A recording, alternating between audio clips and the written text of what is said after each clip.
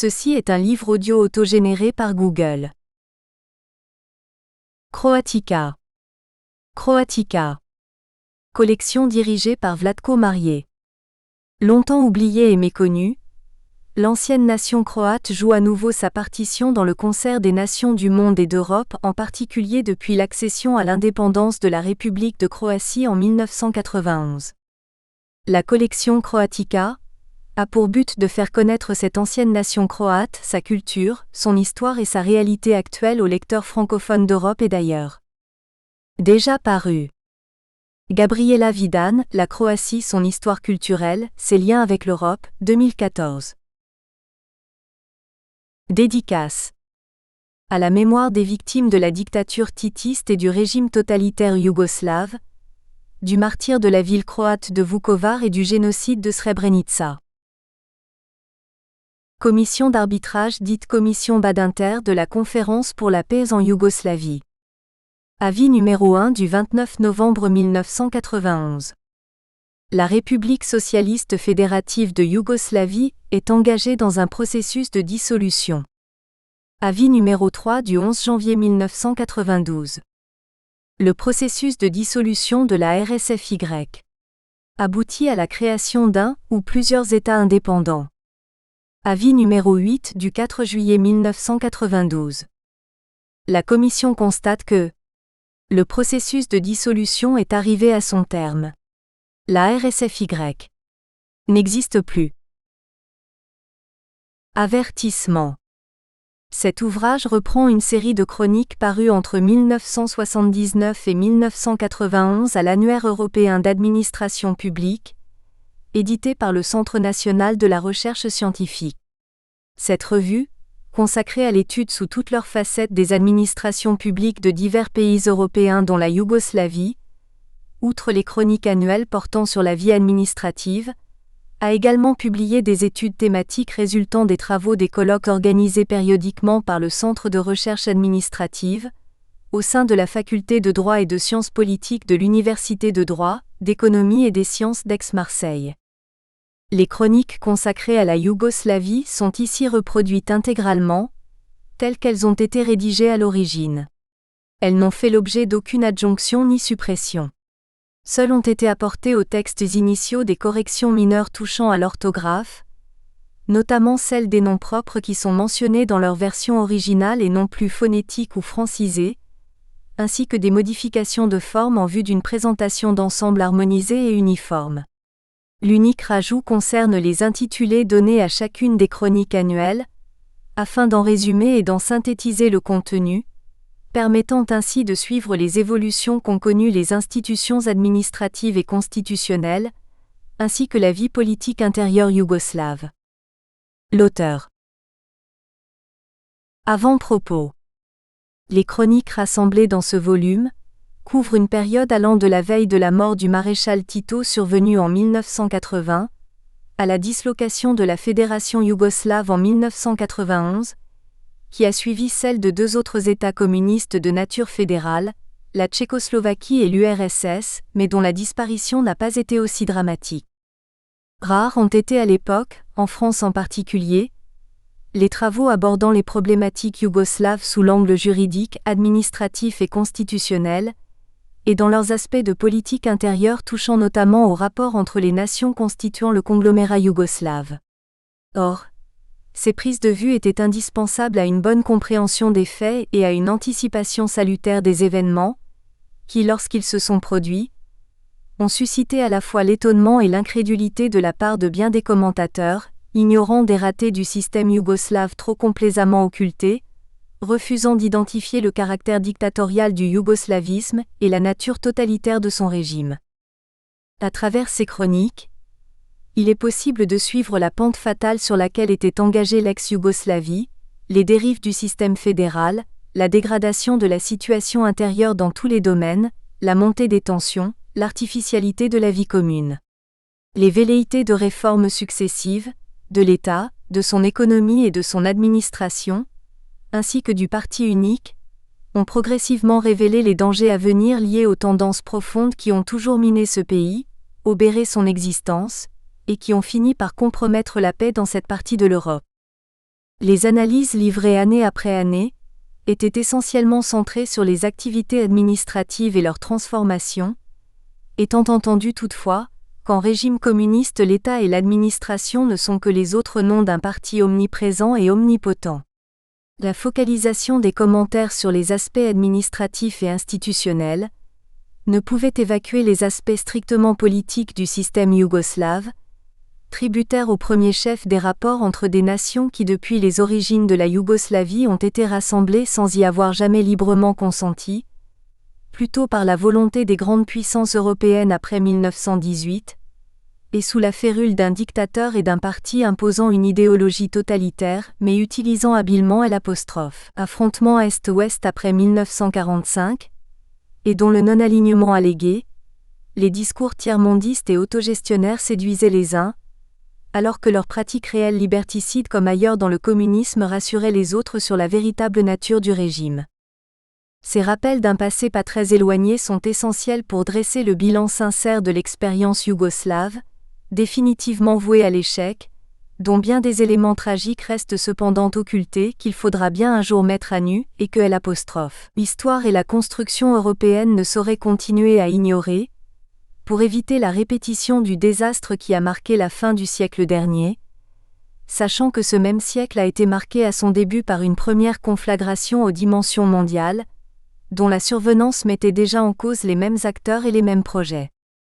À un moment où certains pourraient être nostalgiques de la Yougoslavie, il n'est pas inutile de revenir sur quelques réalités de ce pays et de son régime, qui sont trop souvent éludées. En outre, comment ne pas voir les similitudes frappantes existant entre le scénario guerrier qui s'est joué en ex-Yougoslavie à l'encontre de la Croatie et de la Bosnie-Herzégovine, et ce qui se passe en Ukraine à l'instigation de Vladimir Poutine. Non seulement il a accueilli et couvert certains responsables du drame yougoslave, comme le général Veljko Kadijević soustrait à la justice internationale et récemment décédé, mais encore il a accepté la venue de volontaires arrivés de Serbie pour prêter main forte aux milices séparatistes. Nostalgique de la défunte Union soviétique, il rêve lui aussi d'une grande Russie, au prix de l'annexion de territoires d'États voisins, en manipulant les minorités russophones qui y sont installées de plus ou moins longue date. C'est encore la paix en Europe qui est en jeu, et c'est toujours les mêmes prétextes et la même stratégie qui sont à l'œuvre, au nom d'un rêve de grandeur anachronique et ravageur. Le 18 novembre 2014. Année 1979, la fin de l'ère titiste. Le système yougoslave en voie de recentralisation. Les problèmes politiques. L'année écoulée a connu deux temps forts qui ont marqué profondément l'action et l'évolution administrative en Yougoslavie, sinon directement tout au moins par ricochet, en raison de la polarisation de la vie administrative qui en a résulté et de leurs répercussions sur les règles et la pratique autogestionnaire en général et sur les processus en vigueur dans l'ordre administratif en particulier. La vie publique tout entière a résonné en effet, des échos de la mise en place progressive des directions collégiales, là où leur instauration a été prévue à la fin de 1978, et ensuite elle a été agitée par les éclats de la difficile gestation et de la pénible adoption du plan pour 1980. Car celui-ci a été adopté, et pour la première fois, en application de procédures tout à fait exceptionnelles au regard des principes autogestionnaires réaffirmés ou posés par la nouvelle Constitution du 21 février 1974 et par la loi plus récente encore sur le travail associé, du 25 novembre 1976. Ces deux événements marquants ont confirmé, mais les Yougoslaves en sont tout à fait conscients, que la pratique autogestionnaire dans l'ordre administratif y compris, n'est pas au niveau des intentions anti-bureaucratiques, anti-technocratiques et anti-étatistes inlassablement proclamées. Les directions collégiales tout d'abord, sont sans conteste le nouveau moteur du système sociopolitique et économique en vigueur actuellement. Le rôle qui leur est assigné est de rompre définitivement avec les idées et les pratiques héritées du socialisme administratif, du parlementarisme et de la représentation classique, qui sont oblitérés par l'étatisme et la professionnalisation. L'objectif est de faire en sorte que toutes les instances dirigeantes de ce que l'on appelle en Yougoslavie les organisations sociales, la Ligue des communistes, l'Alliance socialiste, les syndicats, les mouvements de jeunesse et autres, et les organes du pouvoir, fédéraux, républicains, provinciaux, communaux, soient dotés d'une direction collégiale. En vertu du principe de rotation, le responsable placé à la tête de chaque direction collégiale devra changer tous les ans et jusqu'à expiration du mandat, en principe 4 ans. En général, le mandat des directions collégiales des organes du pouvoir coïncide avec celui des élus aux différentes assemblées, de la commune à la fédération, et en ce qui concerne les organisations sociales, le renouvellement des directions collégiales intervient à chacun des congrès respectifs. Telles sont les grandes lignes du système de la délégation. Mais chaque république ou province autonome peut les adapter localement. Ceci est évidemment de nature à compliquer un peu plus un système institutionnel et politique, dont la simplicité et la clarté ne sont sans doute pas les qualités majeures, mais la cohésion de l'ensemble et le vouloir vivre en commun sont à ce prix. C'est ainsi que par dérogation à la règle de la rotation, les membres du Conseil exécutif fédéral des gouvernements républicains et provinciaux ne sont pas soumis à un renouvellement annuel. La raison en est que ces ministres, qui dans la terminologie et la conception juridique yougoslave sont considérés comme des fonctionnaires, ne sont que les exécutants des assemblées correspondantes. Au contraire, les présidents de ces assemblées sont soumis à la règle de la rotation annuelle, car il s'agit d'organes représentatifs du pouvoir populaire. Une autre conséquence fâcheuse de cette complexification nouvelle du système yougoslave est que 5 ans à peine après une profonde réforme constitutionnelle, les constitutions tant fédérales que républicaines et provinciales devront encore être remaniées. L'explication de ce nouveau train de réforme est la suivante. D'une part, l'autogestion impose la collégialité à tous les niveaux et dans tous les domaines, et d'autre part, la collégialité passe pour être le meilleur rempart contre la technocratie, la bureaucratie, les phénomènes de pouvoir personnel et de confiscation de l'autogestion au profit de quelques individus ou de groupes.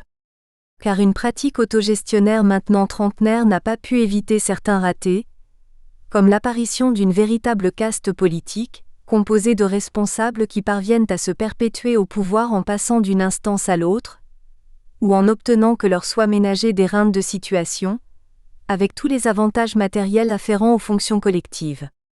Ces professionnels de la politique, ceux que l'on désigne sous le terme de travailleurs sociopolitiques, évitent ainsi au terme de leur mandat, l'inconfortable retour à la base et dans la production, où les rémunérations sont plus modestes et le prestige moins grand que ceux des fonctions politiques et électives. Ce sont là de sérieux obstacles à une autogestion authentique et à une pratique véritable de la délégation, qui suppose la participation effective ou virtuelle de tous les citoyens et une ouverture et une transparence plus grande des instances du pouvoir, afin d'éviter toute monopolisation.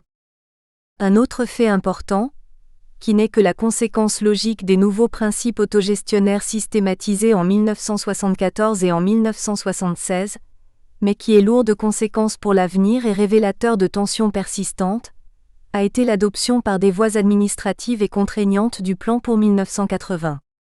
De longue date, tous les observateurs ont aperçu le caractère problématique de la planification autogérée, particulièrement en Yougoslavie, en raison de son fédéralisme spécifique et de la nécessaire décentralisation poussée qu'il implique.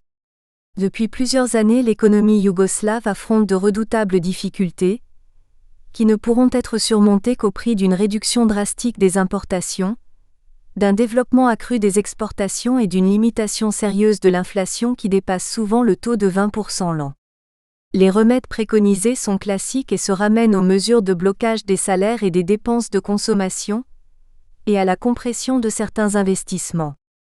Si un accord général a pu se réaliser sur les objectifs à atteindre et même sur les moyens d'y parvenir, l'entente n'a pu se faire sur la répartition des sacrifices à consentir.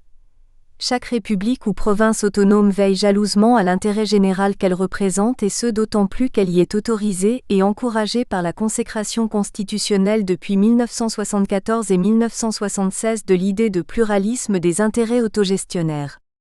L'assainissement de la balance des paiements en particulier, dont le déficit est constant, implique une réduction de certaines importations, mais celle-ci serait plus préjudiciable à telle république qu'à telle autre.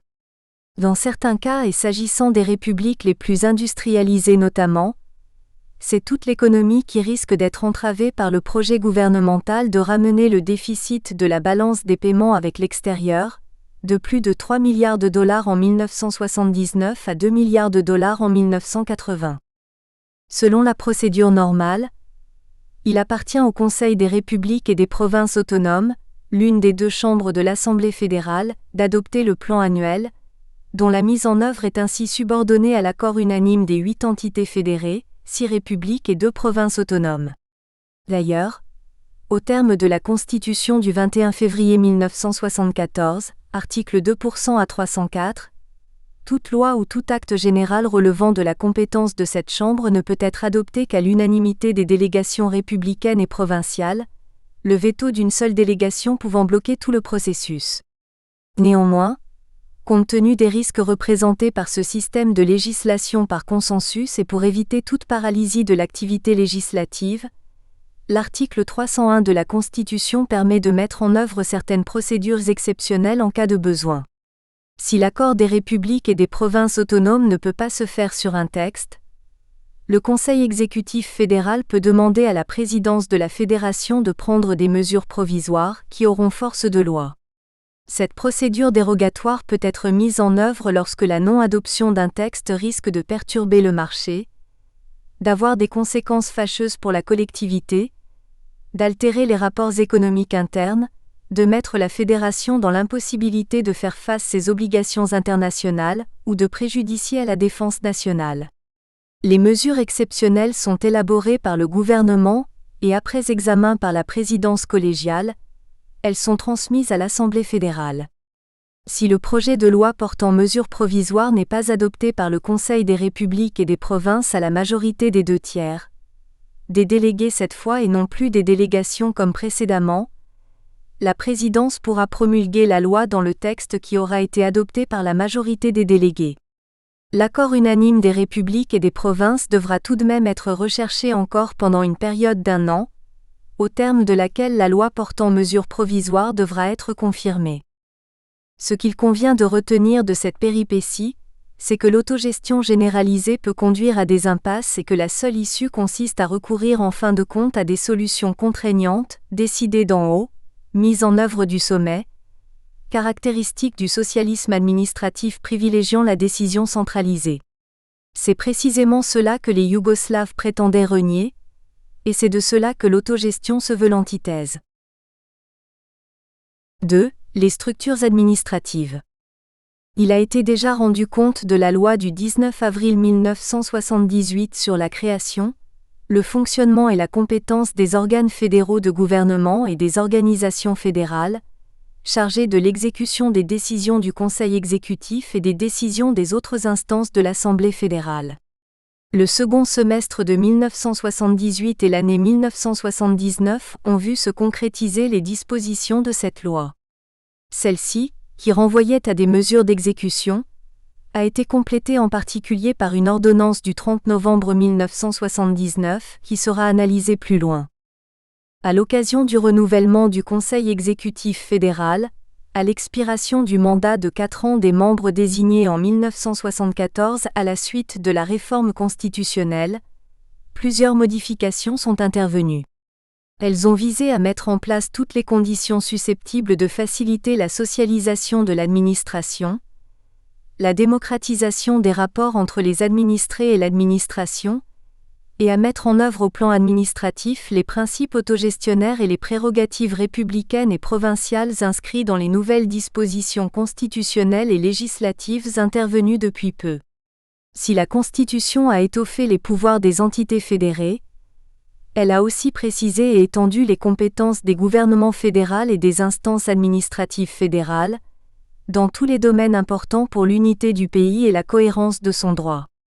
La loi du 19 avril 1978 a développé le rôle du gouvernement central et de son administration, en vue de garantir l'unité du pouvoir et sa cohésion. Sous l'apparence assez anodine d'une restructuration technique et organisationnelle, il s'est agi en réalité d'une valorisation du système d'administration d'État face aux tensions autogestionnaires décentralisatrices. La meilleure preuve en est la transformation de certains organes administratifs et leur remplacement par des corps communs à la Fédération, aux républiques et aux provinces autonomes. La seule limite posée à cette reprise en main par le pouvoir central, et utilisant le biais organisationnel, est l'attachement proclamé à la codécision, à la concertation et à la collaboration au sein des nouvelles instances administratives et sur toutes les questions touchant à l'intérêt commun. De cette réforme, on attend un meilleur sens des responsabilités de la part des décideurs en vue d'une action plus efficace, mieux réfléchie, plus rationnelle, plus soucieuse de l'intérêt général fédéral, mais dans le respect des différences et des règles démocratiques spécifiques de l'autogestion. Le double mouvement parallèle qui a consisté, assez paradoxalement d'ailleurs, à accroître théoriquement les prérogatives républicaines et provinciales, mais aussi à augmenter très concrètement le rôle des organes de l'administration centrale, a soulevé certaines critiques, qui ont souligné le poids d'un appareil administratif dont l'efficacité est discutée et vis-à-vis duquel les producteurs du secteur autogéré manifestent un certain agacement. D'aucuns mettent en évidence en les dénonçant les blocages administratifs, les lenteurs bureaucratiques, l'inefficacité des fonctionnaires, le formalisme croissant de leurs interventions et des procédures administratives d'une part, et d'autre part la croissance continue des effectifs de l'administration fédérale qui est loin d'être innocente et qui n'est pas sans signification, et dont on doit dire qu'elle étonne dans un cadre autogestionnaire qui est présenté comme le meilleur instrument du dépérissement de l'État. Certains observateurs s'interrogent en particulier sur la fréquence de la remontée vers le centre et dans la capitale, des dossiers et des personnels très curieusement relève-t-on ça et là. Les fonctionnaires n'ont jamais autant dépendu du centre et n'ont jamais eu besoin autant d'en référer aux services centraux, que depuis que les prérogatives des républiques et des provinces autonomes sont censées avoir été accrues et les pouvoirs transférés du centre à la périphérie, en principe, par la nouvelle Constitution. La conséquence la plus évidente des changements intervenus a été l'aggravation des bureaucraties tant républicaines et provinciales que fédérales. Ceci n'est pas le moindre paradoxe ni la seule curiosité de l'autogestion yougoslave, même depuis que sa régulation est réputée moins procédée du sommet et du centre, et plutôt fondée sur le principe associatif et la concertation que sur la hiérarchie et les mesures unilatérales. L'ordonnance du 30 novembre 1970 pose les principes généraux d'organisation interne des organes fédéraux d'administration et des organisations fédérales. L'objectif visé est d'améliorer la régularité juridique, l'efficacité pratique et la qualité technique de l'action des administrations fédérales.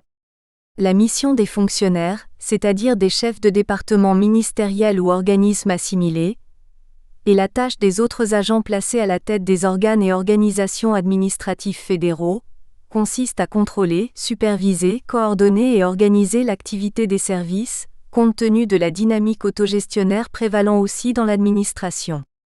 En particulier, obligation est faite aux intéressés d'harmoniser l'action des administrations fédérales, républicaines et provinciales entre elles d'une part, et d'autre part l'action administrative dans son ensemble avec l'activité des organisations et des entités autogérées, ainsi que des associations de citoyens et autres. Le rôle des responsables chargés de mettre en œuvre les mesures édictées consistera aussi à introduire et à adapter les formes modernes de gestion, à faciliter l'accès du public à l'information, à promouvoir l'initiative et la créativité à tous les niveaux et à développer le sens de la solidarité. Chaque service administratif est également invité à harmoniser son activité avec celle de ses démembrements et à s'assurer de la conformité de la pratique suivie par ces démembrements vis-à-vis de celle des organes et organisations auxquels ils sont rattachés. Une série de suggestions figurent dans ce texte et qui sont destinées à vérifier le rendement des services. Les cas et les conditions d'appel à des concours extérieurs, extra-administratifs, et provenant du secteur autogéré ou associatif, sont également prévus, de même que sont développées les modalités du contrôle interne et administratif et de la participation des services administratifs aux procédures consultatives et aux différentes formes de l'activité gouvernementale dans les domaines réglementaires, de la gestion et autres. Compte tenu de l'introduction jusqu'à un certain point des principes autogestionnaires, du principe d'association relativement aux structures organisationnelles et aux modalités de la décision, dans la conduite et l'agencement de l'appareil administratif fédéral et considérant l'autonomie relative des entités constitutives de l'administration fédérale, L'ordonnance du 30 novembre 1979 précise la façon dont ces entités peuvent être constituées et regroupées sous L'. Autorité du fonctionnaire fédéral, au sens précité, chargée du secteur administratif dont relèvent fonctionnellement les dites entités organisationnelles. Par souci de cohérence et d'homogénéité, certaines dénominations bien définies sont imposées, sections, secteurs, groupes, centres, etc., afin que la spécialisation fonctionnelle et l'application des principes autogestionnaires et associatifs ne conduisent pas à l'atomisation, à la pulvérisation de l'appareil administratif et à son éclatement.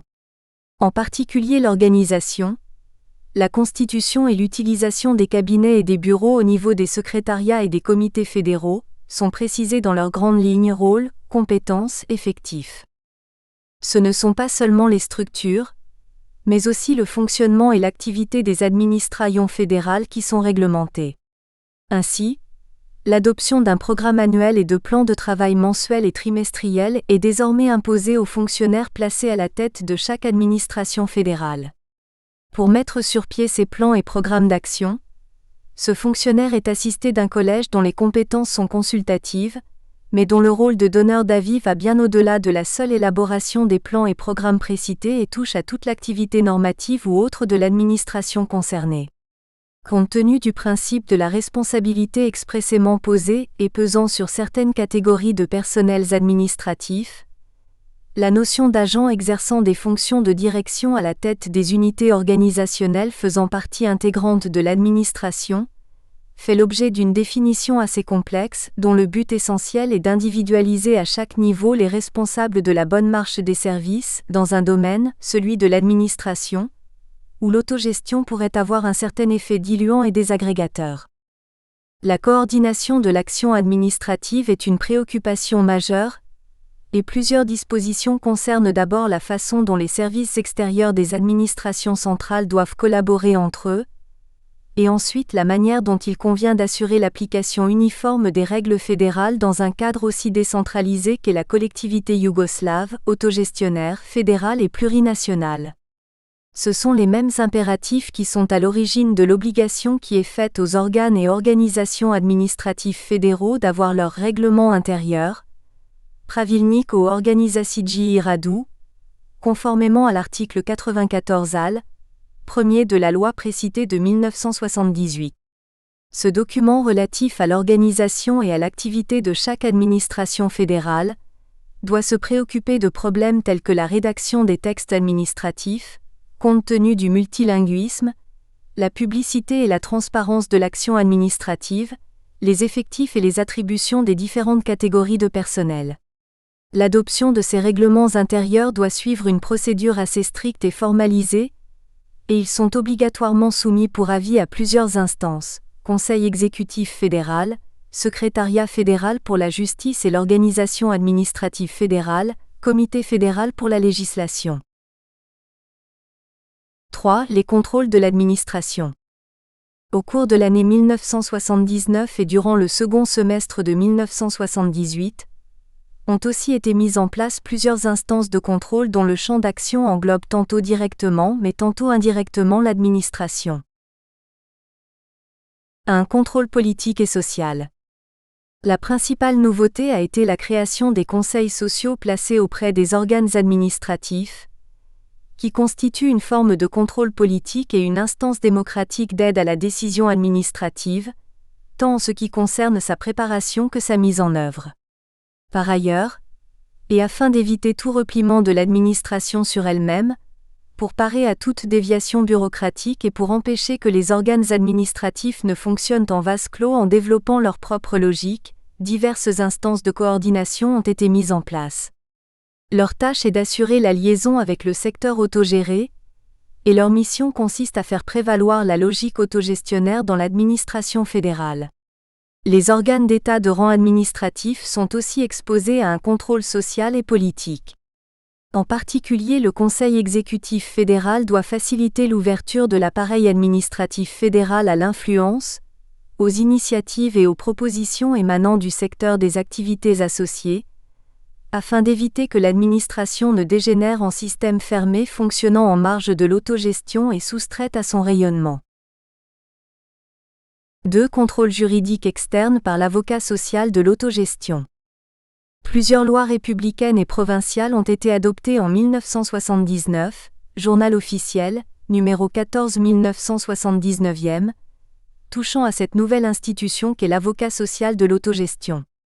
Ces dispositions ne contiennent que des mesures de détail à propos de ce type de contrôle, sans rien changer ou modifier de fondamental au texte intervenu en 1975. C'est en effet la Constitution de 1974, dans son article 374, qui a créé ce nouvel organe exerçant une forme de contrôle spécifique sur l'administration et dans lequel certains auteurs n'hésitent pas à voir une espèce d'ombudsman yougoslave. C'est au cours de l'année 1975 que la Fédération d'une part, les républiques et les provinces autonomes d'autre part ont établi chacune pour ce qui la concernait, un avocat social de l'autogestion. De tels avocats sociaux de l'autogestion peuvent même être créés localement, au niveau communal ou intercommunal.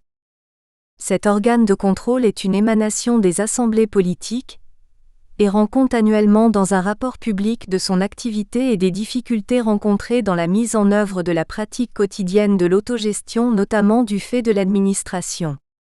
Son rôle est de protéger les droits autogestionnaires des travailleurs et la propriété sociale, contre toute atteinte, y compris de la part de l'administration fédérale, républicaine ou provinciale. Il peut être saisi, mais il peut aussi se saisir d'office, de toute violation des droits autogestionnaires et de la propriété sociale, prendre toute mesure prévue par la loi, engager des procédures même devant la Cour constitutionnelle et devant les juridictions administratives, article 2 al. 7 de la loi sur le contentieux administratif du 14 janvier 1977, Journal officiel numéro 4 1977e. Si sur certains points l'avocat social de l'autogestion peut être considéré comme une institution qui se cherche, des incertitudes planant encore sur ses possibilités réelles d'action, sur son champ d'intervention et l'étendue de ses compétences, il ne faut pas sous-estimer l'importance de son rôle au sein des institutions yougoslaves en général parmi les modalités de contrôle auxquelles est soumise l'administration yougoslave. Protecteur de la légalité autogestionnaire, il remplit aussi un rôle éducatif, contribuant à instaurer l'idée qu'il n'est de bonne administration dans ce pays que conforme aux droits et respectueuse des principes autogestionnaires qui fondent la vie sociale et le système politique yougoslave.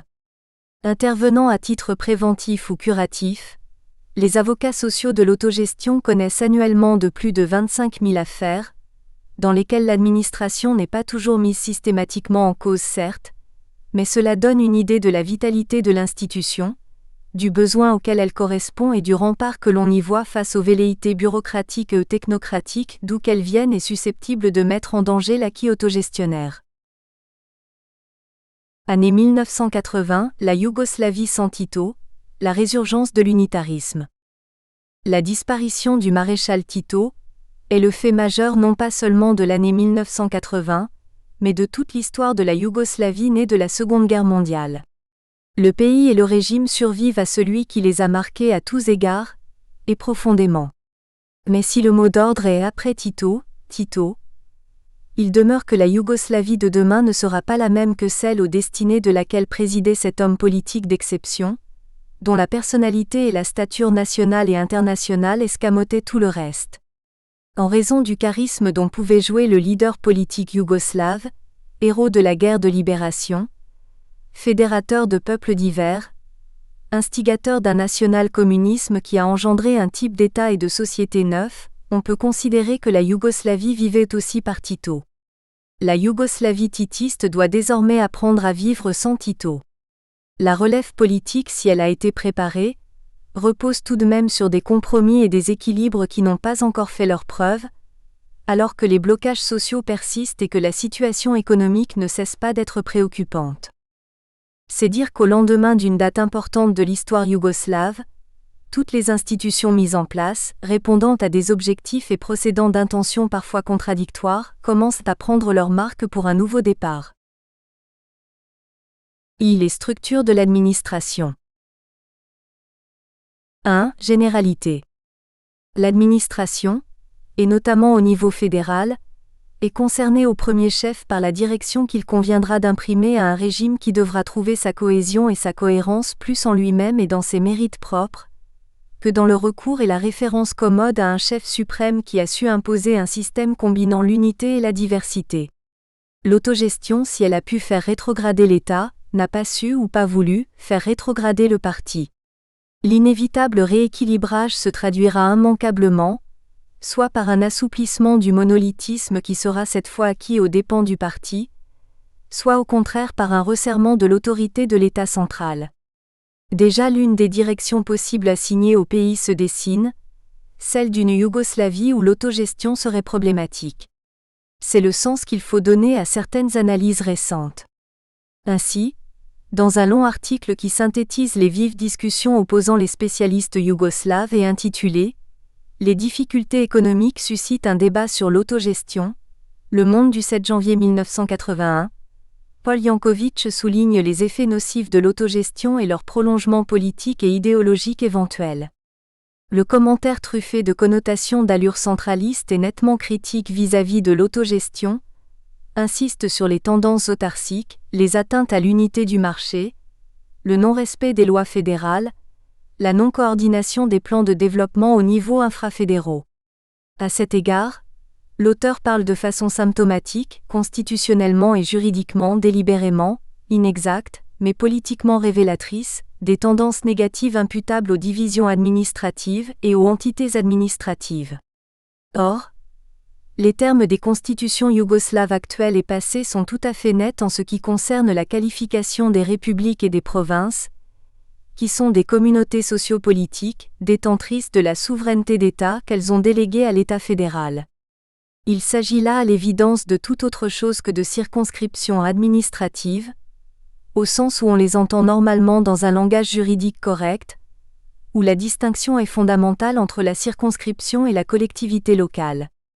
Ceci vaut encore plus pour la collectivité sociopolitique yougoslave, dont la singularité est encore accentuée par un contexte multinational et autogestionnaire.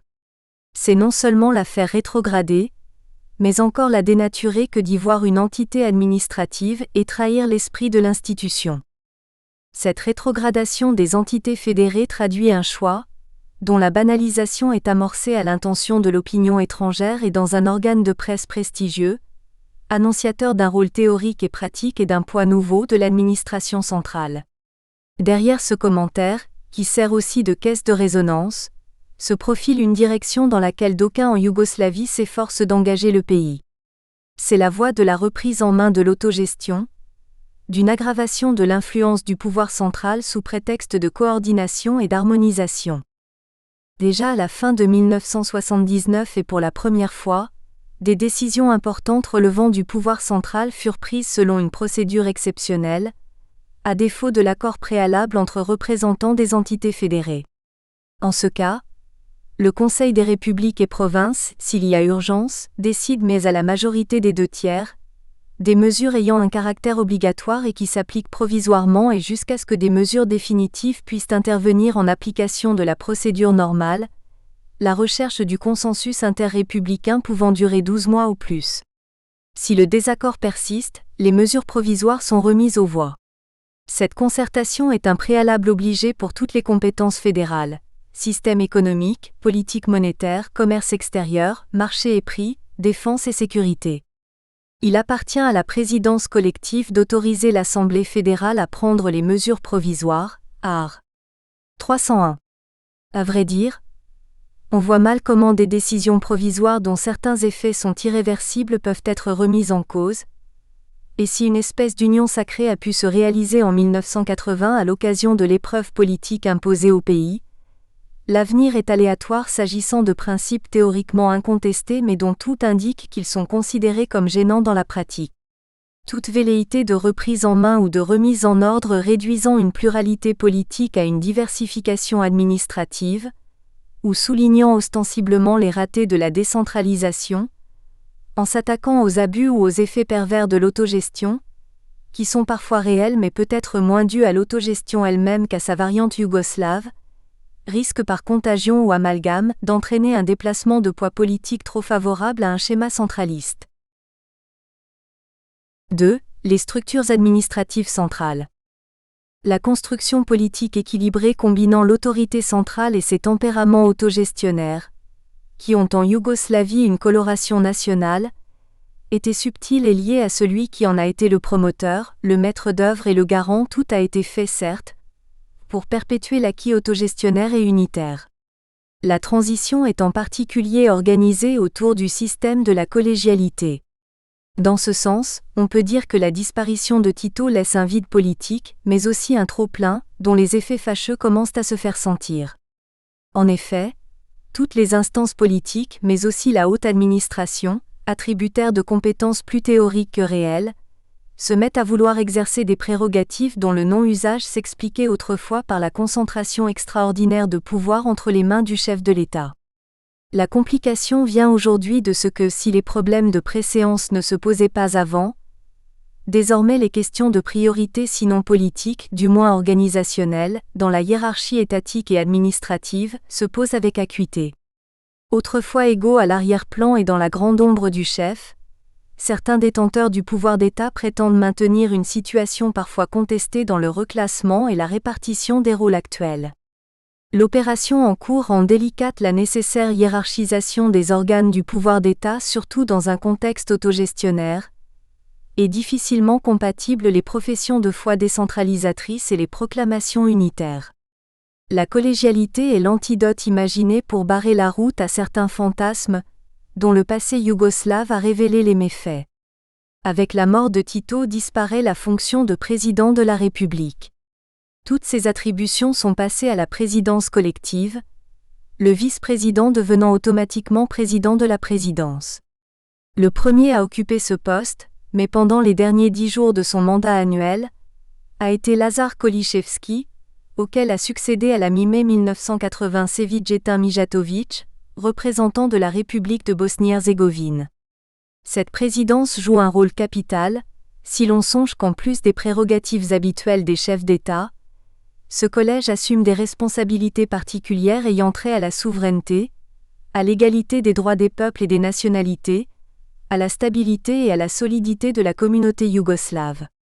Une décision de la présidence datée du 12 mai 1980, JO numéro 26 1980e, page 901, prise en vertu de l'article 315 al 10 de la Constitution fédérale, fixe l'ordre dans lequel les membres de la présidence collégiale exerceront tour à tour et pour 1 an les fonctions de président de la présidence. Le représentant de la République de Macédoine sera remplacé par celui de la République de Bosnie-Herzégovine. Viendra ensuite celui de la République de Slovénie, de la République de Serbie, de la République de Croatie, de la République du Monténégro, de la province de Voïvodine, de la province de Kosovo. 3. Les institutions spécialisées. Au terme de l'article 274 al. 2 de la loi sur les fondements du système d'administration des État, sur le Conseil exécutif fédéral et les organes administratifs fédéraux, JO numéro 23 1978e, le Conseil exécutif fédéral a adopté une décision, Odluka, datée du 31 juillet 1980, JO numéro 44 1980e, page 1454, créant un conseil à l'informatique pour les organes fédéraux au sein du secrétariat fédéral à la justice. Il s'agit d'une instance collégiale commune aux organes administratifs et organisations de la fédération, chargée d'harmoniser les positions des instances fédérales concernées et de coordonner leur action dans le domaine informatique. Habilité à faire toute proposition utile et faisant rapport sur son activité au secrétariat à la justice ainsi qu'à l'organisation de l'administration fédérale, le Conseil est composé d'un président et de 16 membres désignés par le Conseil exécutif fédéral parmi les chefs des services techniques et autres du Conseil exécutif fédéral, des secrétariats fédéraux aux affaires étrangères, à l'intérieur, aux finances, au commerce international, aux affaires économiques et au marché, à la justice, à l'information, à l'énergie et à l'industrie, de l'organisation de l'administration fédérale, du comité fédéral à la législation, de l'administration fédérale des domaines, de l'administration fédérale pour les liaisons radio, des instituts fédéraux de la planification sociale, de la statistique, de la standardisation, des patents. 2. Les agents de l'administration, formation et perfectionnement. Une ordonnance, Uredba, du Conseil exécutif fédéral du 24 avril 1980, JO numéro 26980, pp 901 à 908, prise en application de l'article 338 de la loi relative aux bases du système d'administration des EK, au Conseil exécutif fédéral et aux organes administratifs fédéraux, JO numéro 23978, prévoit et organise la formation technique des agents travaillant dans les organisations fédérales et les organes fédéraux d'administration. Il s'agit de pourvoir à leur perfectionnement professionnel mais aussi idéologique et politique, afin de développer leur esprit d'initiative, de leur permettre de maîtriser les outils modernes scientifiques et techniques et d'améliorer la qualité des services rendus. Il revient à l'administration fédérale intéressée de fixer les programmes et le profil des responsables de formation. Plusieurs dispositions du texte concernent les modalités de financement des actions de formation, la coordination horizontale aux fins d'aide et d'échange d'expériences mutuelles, la coopération avec les organismes scientifiques spécialisés dans la formation des cadres. Les programmes de formation sont établis pour chaque service au niveau le plus élevé et par le fonctionnaire responsable de l'organe administratif fédéral intéressé. Le cas échéant, une concertation est prévue entre responsables des divers services au sein desquels la formation est dispensée. Les programmes de perfectionnement des candidats fixent la durée de l'action de formation, les objectifs assignés et les activités imposées aux agents, le niveau à atteindre à l'issue de la période de perfectionnement, le déroulement et les modalités de contrôle du stage, les droits et obligations des intéressés. Il est prévu également que toutes facilités doivent être données par les responsables des services pour que les agents concernés puissent prendre connaissance des possibilités de perfectionnement offertes et se préparer utilement aux exercices proposés. Au terme de l'ordonnance, le programme de formation doit comprendre obligatoirement une partie générale, fondement de l'ordre constitutionnel, évolution du système politique de l'autogestion socialiste, base du système d'administration d'État, emploi dans l'administration d'État et en particulier dans les organes fédéraux, procédures administratives et contentieux, et une partie spéciale, propre au service auquel appartient le candidat et dont le contenu est arrêté en principe par le fonctionnaire responsable, c'est-à-dire le chef du département intéressé. Plusieurs dispositions sont consacrées à la composition de la commission d'examen et aux modalités de passage et de déroulement des épreuves, étant entendu que les membres de la commission d'examen ne doivent pas avoir de titre inférieur à ceux des candidats. Les articles 38 et suivants de l'ordonnance prévoient également des possibilités de perfectionnement et de recyclage, quand il y va de l'intérêt du service, en cas de modification profonde des conditions de travail ou de la législation, et toutes les fois où la nature des tâches assumées impose une mise à jour des connaissances des agents. Ceux-ci peuvent éventuellement se voir imposer à l'entrée en fonction, ou après, en cas de changement d'affectation, une scolarisation supplémentaire dans tout établissement d'enseignement ou organisme de formation adapté. Les modalités du recyclage et du perfectionnement sont développées dans les articles 45 à 50, au terme desquels les agents intéressés pourront se voir imposer une formation théorique et pratique dans les domaines concernés par l'activité du service dont ils dépendent, au sein de toute organisation scientifique, technique, universitaire ou autre, y compris à l'étranger. Ces actions de perfectionnement peuvent être imposées d'office par le responsable du département, ou autorisées par lui, à la demande de tout candidat transmise par l'organisation de travail à laquelle appartient l'intéressé et aux conditions notamment financières fixées par l'acte autogestionnaire général en vigueur dans le service. Les dispositions finales, art. 51 à 59, déterminent les modalités selon lesquelles seront sanctionnées les actions de perfectionnement ou de recyclage et fixent les conditions concrètes du déroulement de ces stages selon leur objet. Les mesures spéciales concernent également les agents qui étaient en place avant l'intervention des textes adoptés en 1978, et pour lesquels des modalités de formation et de perfectionnement particulières sont prévues pour satisfaire aux règles nouvelles relatives aux conditions de titre et de diplôme désormais requises des personnels fédéraux. Cette remise en ordre est l'inauguration d'une nouvelle politique de recrutement des personnels de l'État, préfigure à l'évidence le rôle neuf et de plus en plus important qui pourrait être dévolu aux administrations centrales. Il s'agit sans conteste d'un prélude à un rééquilibrage du système yougoslave d'autogestion dans un sens plus étatique. L'accent qui est nettement mis sur la nécessaire amélioration du niveau d'aptitude et de compétence des personnels administratifs centraux, annonce un certain renouveau administratif qui ne tardera pas à se concrétiser au plan politique des rapports entre le pouvoir central et les entités fédérées. 3. Gestion et contrôle. Après 5 ans d'existence, l'institution de l'avocat social de l'autogestion, Drustveni Pravobranilak Samupravyanja, en est arrivée en 1980 à dresser un premier bilan de son action. Cet ombudsman yougoslave est une instance de contrôle ayant pour fonction de sauvegarder l'autogestion en Yougoslavie contre les empiètements technocratiques ou bureaucratiques de l'administration, contre les ratés imputables aux structures managériales notamment dans les entreprises, mais aussi contre les effets pervers de l'autogestion et certains ratés socio-économiques observables à la base dans l'ordre économique ou social. Cette forme de contrôle existe au niveau fédéral, mais aussi au niveau républicain ou provincial, et communal. Lors du bilan établi en 1980, l'opinion publique yougoslave a été informée par voie de presse et dans des réunions publiques, des réalisations, des possibilités, des difficultés et des missions de cette institution. L'avocat, ou le défenseur social de l'autogestion se situe dans la droite ligne de cette entreprise maintenant trentenaire, et visant à déposséder l'État et son appareil du monopole de la régulation sociale. Certes, cet effort de réhabilitation de la société civile implique un transfert de compétences qui ne s'est fait que progressivement.